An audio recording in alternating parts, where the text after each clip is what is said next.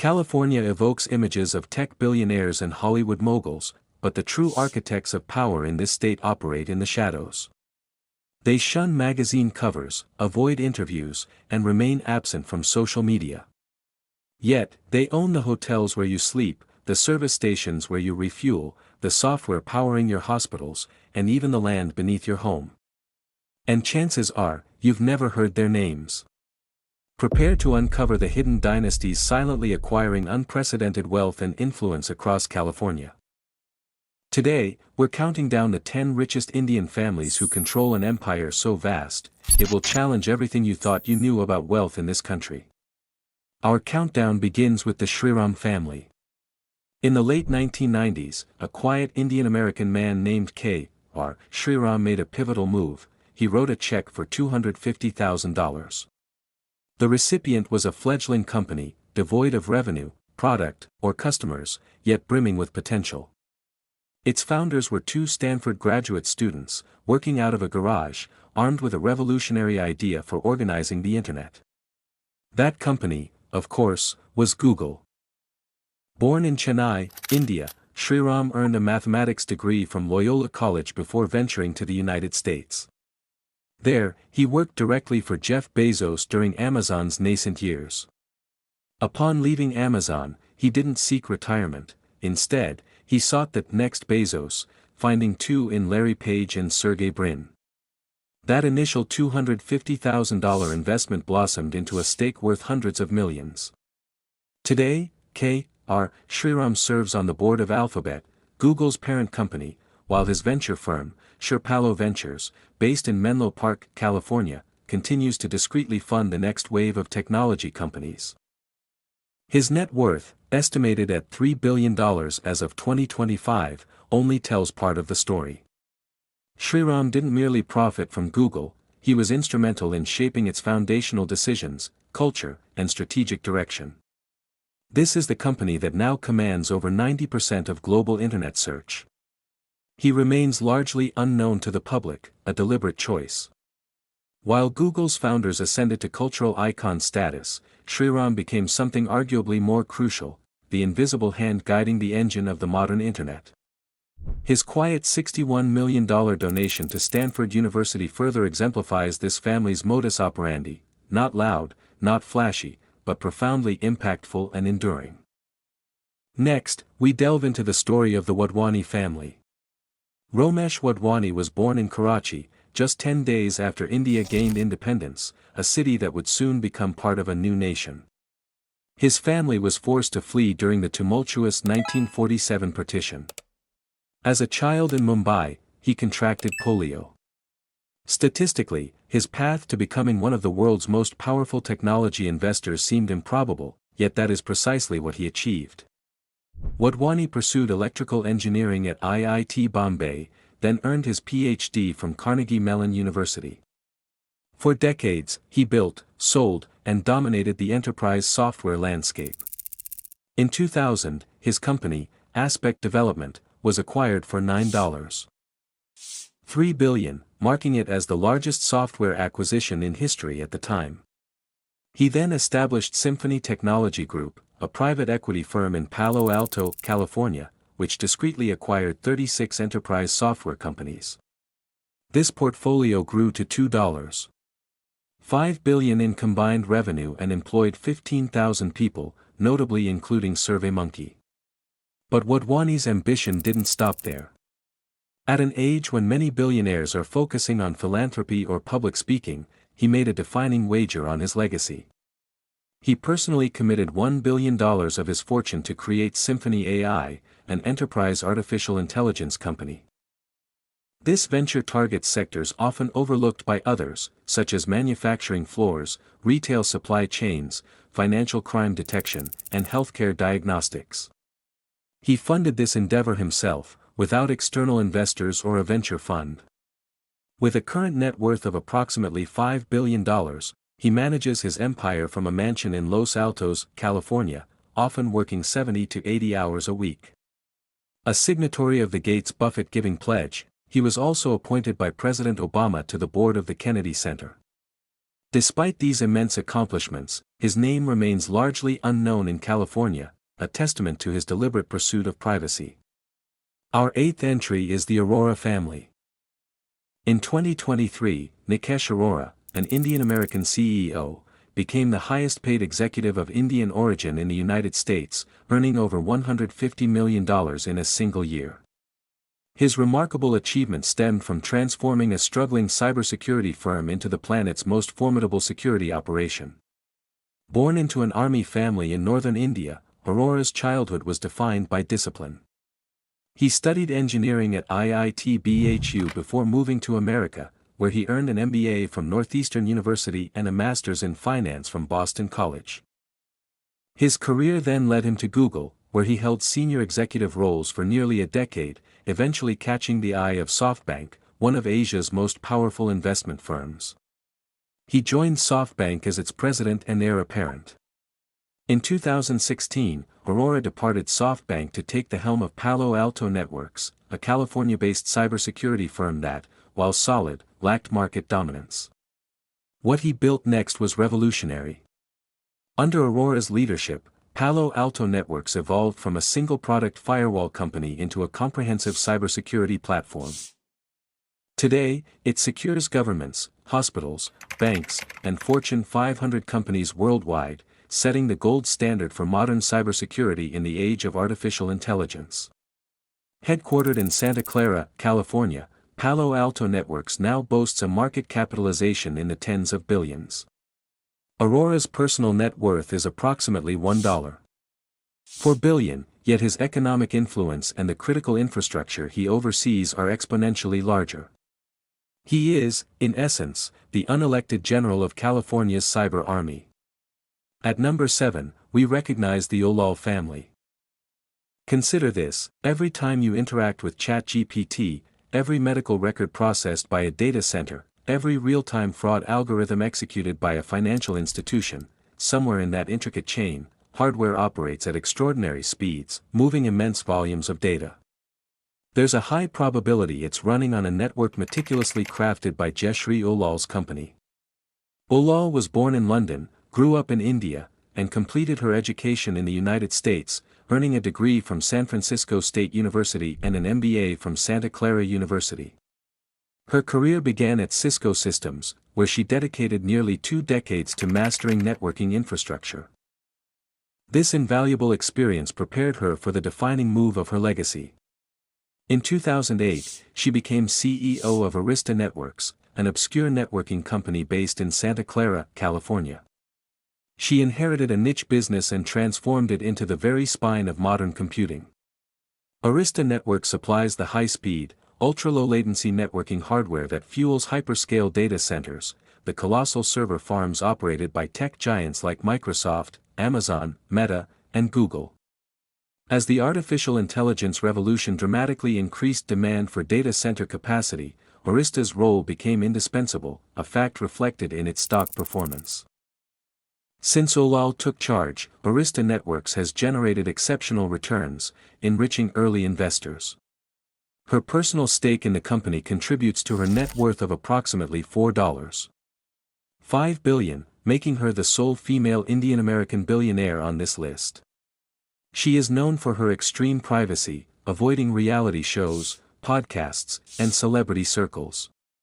Instead, she consistently delivers results, year after year, as the silent infrastructure of artificial intelligence flows through the hardware her company provides. She is not the public face of Silicon Valley, she is its essential skeleton. Coming in at number 6, we have the Khosla family. South of San Francisco lies Martins Beach, a cherished public stretch of coast where for over a century, California families fished, surfed, and brought their children. That changed in 2008 when Vinod Khosla purchased the surrounding land for $32.5 million and promptly locked its gate. What ensued was one of California's most remarkable legal battles. The Surfrider Foundation sued, followed by the state of California. The case escalated all the way to the United States Supreme Court, which declined to hear his appeal. Courts repeatedly ruled against him, and the state even threatened fines of $20 million. Kozlow's reported response, according to one legal observer, was essentially, "The fine is irrelevant to a man of his means." As of 2025, the battle remains unresolved, with a trial scheduled and settlement talks ongoing. This anecdote reveals the character of Vinod Khosla, a man who believes the rules that apply to others do not apply to him, and whose vast financial resources enable him to uphold this belief for decades. Yet, this is merely one facet of his story. Khosla was a co-founder of Sun Microsystems, a pioneering company that helped build the early internet. He then established Khosla Ventures in Menlo Park, California, becoming one of the world's most influential venture capitalists. He placed early, strategic bets on clean energy, biotechnology, artificial intelligence, and nuclear fusion. His portfolio includes companies striving to fundamentally reshape the global energy system. With a net worth of approximately $9.2 billion, he is a rare billionaire who simultaneously champions a greener planet through his investments while battling against public beach access in his personal life. This apparent contradiction does not seem to trouble him. In California, Vinod Khosla is truly a force of nature, both literally and legally. At number 5, we spotlight the Busri family. Imagine 10,000 companies worldwide that cannot process a payroll, onboard a new employee, or file an HR report without relying on software developed by one Indian-American family in Pleasanton, California. Anil Busri is the co-founder and co-CEO of Workday, an enterprise software company that has become the indispensable operating system for how modern corporations manage their human capital and finances. Workday's impressive client roster includes over half of the Fortune 500, along with numerous banks, hospitals, universities, and government entities. If you are employed by a major institution, it's highly probable that every promotion, tax document, and vacation day you've ever tracked has been processed through Workday's robust platform. Busri, the son of Indian immigrants, grew up in the United States. He studied computer science at Brown University, then earned an MBA from Stanford, before co-founding Workday in 2005 with Dave Duffield. His experience serving on the board of PeopleSoft and witnessing its hostile takeover by Oracle, one of Silicon Valley's most contentious corporate battles, fueled his determination. Workday's initial public offering in 2012 was among the most highly anticipated tech IPOs of its time. Today, the company, headquartered in Pleasanton, California, commands a market valuation in the tens of billions. Busri's personal net worth is approximately $8 billion. He is known for being measured and disciplined, consistently avoiding tabloid headlines. He has never appeared on a reality television show or used a yacht as a personal billboard. Instead, he engineered a product so essential, so deeply integrated into the global economy's machinery, that companies cannot abandon it without dismantling their own internal infrastructure. This isn't just a product, it's a strategic lock. Our fourth spot belongs to the Chaudhry family. Their story begins in a remote village of 800 people in the hills of Himachal Pradesh, where there was no electricity, no running water, and no notable roads. A boy named Jai walked 4 kilometers every day to reach his school, then studied outdoors under a tree because it was the only place with sufficient light. That boy is now worth $17.9 billion. Jai Chaudhry is the richest Indian American in the United States, recognized as the top immigrant billionaire on the Forbes 2025 list. He is the founder and CEO of Zscaler, a cloud security company that acts as the digital gateway through which tens of millions of corporate employees access the internet daily. To put this into perspective, every time an employee at one of the 35% of Fortune 500 companies that are Zscaler clients opens a browser, accesses a company application, or connects to the corporate network, that traffic first flows through Zscaler's infrastructure. The company doesn't just offer a product, it strategically positions itself in the middle of the internet for the world's largest organizations. Chaudhry arrived in the United States in 1980 at the age of 22, boarding a plane for the very first time. Funded by a Tata Industry Scholarship, he attended the University of Cincinnati, going on to earn 3 master's degrees. He honed his skills at IBM, NCR, and Unisys. Then, in 1996, he and his wife, Jyoti, quit their jobs and pooled their life savings, approximately $500,000, to launch their first cybersecurity startup, which was later sold to VeriSign. This success was followed by another startup, then another, and another. 5 companies built, 5 companies sold. In 2007, he invested $50 million of his own capital into Zscaler.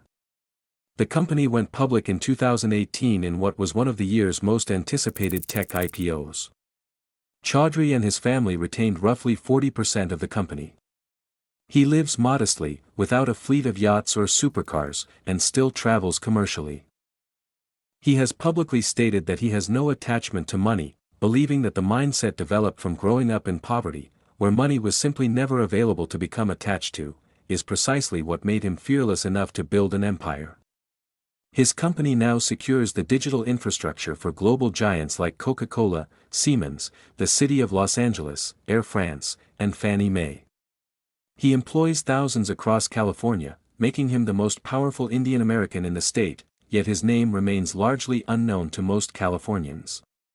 At number 3, we feature the Pichai family. While he doesn't own the company, Sundar Pichai arguably wields more influence over the information 7 billion people access on the internet than any other individual alive. Born in Chennai, India, in 1972, Pichai's early life was modest. His family lived in a 2-room apartment, where he and his brother slept on the living room floor. His father, an electrical engineer at GEC, a British manufacturing company, instilled a strong work ethic. The family didn't own a television until Sundar was 12. When they finally acquired a telephone, Pichai, possessing an extraordinary memory, memorized every number they dialed.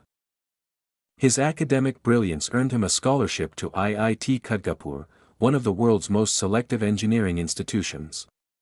He then came to America on a scholarship to Stanford, where he studied material science, followed by an MBA from Wharton. Pichai joined Google in 2004 and steadily ascended, making what is arguably the single most consequential internal product decision in tech history, championing Google Chrome. This browser would go on to capture nearly 2/3 of the global browser market, fundamentally integrating billions of users into the Google ecosystem. In 2015, he was appointed Google's CEO, and in 2019, he became CEO of Alphabet, the parent company overseeing Google, YouTube, DeepMind, Waymo, and Verily. He now presides over a company with a market capitalization exceeding $2 trillion and joined the Forbes Billionaire list in 2025. His personal net worth, estimated at approximately $1 billion, is modest by the standards of this list but extraordinary by any other measure. Pichai is also the steward of one of California's most critical economic engines. Alphabet employs tens of thousands across the state, its offices forming the backbone of Mountain View's entire economy, and its tax contributions fund California's public infrastructure. Sundar Pichai didn't build Google, but he is undeniably the reason Google conquered everything. Our second position is held by the Khosrowshahi family. While most CEOs inherit a thriving company and strive to maintain its success, Dara Khosrowshahi inherited what could only be described as a dumpster fire. In 2017, Uber was in freefall. Its founder had been ousted amidst allegations of sexual harassment, a toxic workplace culture, regulatory battles on every continent, and a company-wide scandal that gripped global headlines for months. Uber's reputation lay in ruins. Drivers were revolting, cities were banning the app, and investors were in a state of panic. Into this maelstrom stepped Khosrowshahi.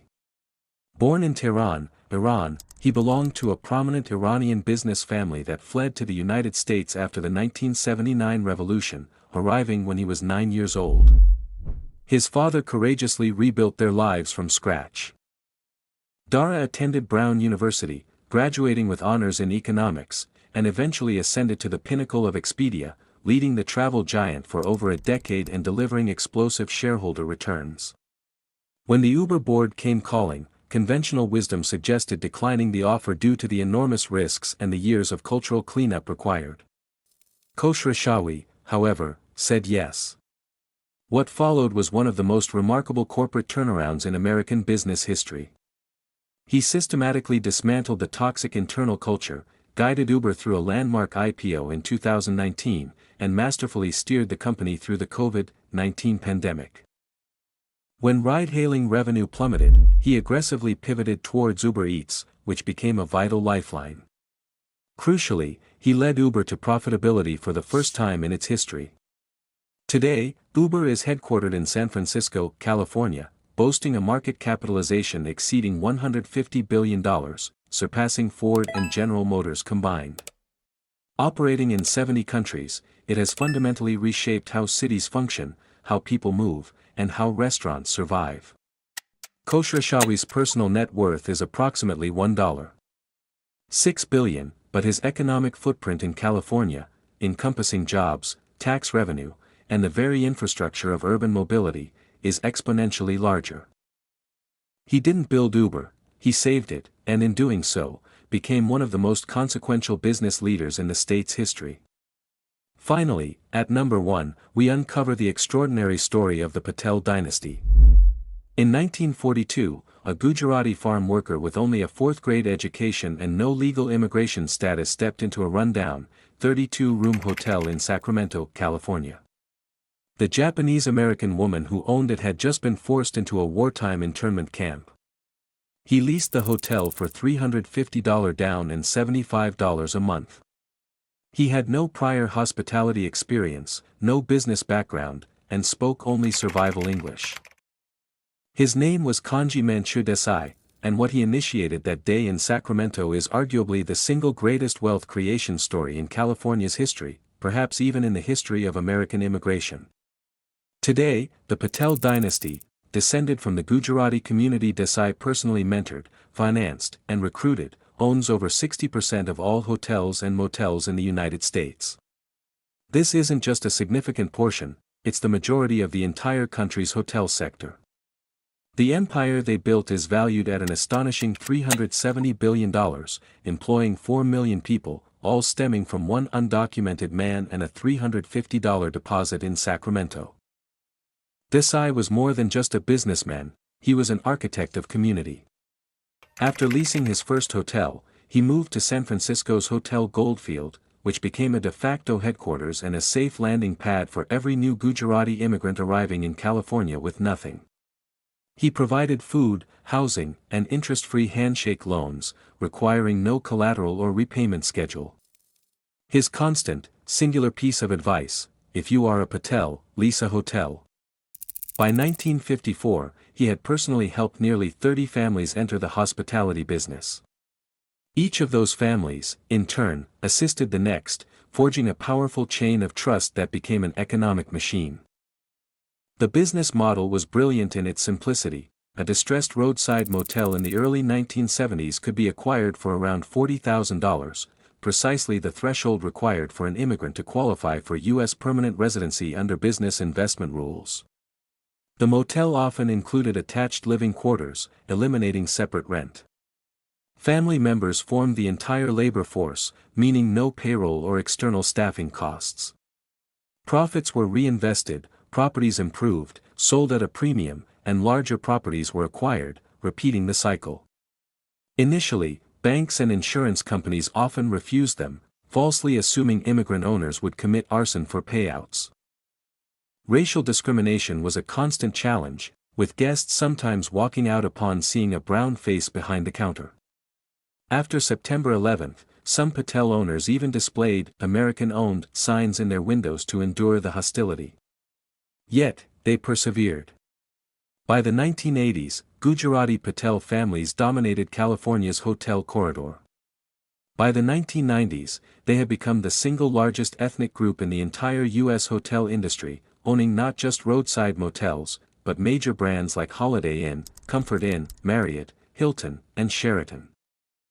Today, the Asian American Hotel Owners Association, overwhelmingly led by Patels, represents members who collectively control a hospitality empire larger than the GDP of most countries on Earth. This isn't a single family in the traditional sense, but a dynasty built on a shared last name, a common region in Gujarat, and an enduring code: you help the person behind you in the exact same way someone helped you.